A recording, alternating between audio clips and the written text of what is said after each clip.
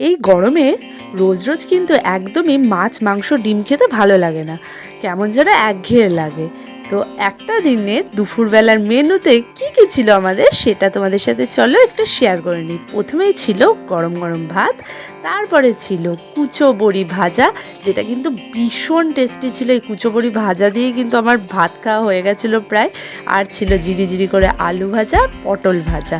তারপরে ছিল পাতলা করে পেঁয়াজ দিয়ে মুসুরির ডাল, এই ডালটাও কিন্তু বেশ ভালোই লাগে গরমে। তারপরে ছিল ডাঁটা দিয়ে আলু দিয়ে একটা সবজি তরকারি, এগ তরকা। যেই এগ তরকারি রেসিপিটা আমি খুব তাড়াতাড়ি চ্যানেলে আপলোড করবো, তোমাদের যদি ভালো লাগে তোমরা অবশ্যই দেখে নিও। আর নেক্সট ছিল আমের চাটনি, যেটা কিন্তু একদম গরমে যেটা ছাড়া চলেই না সেটা।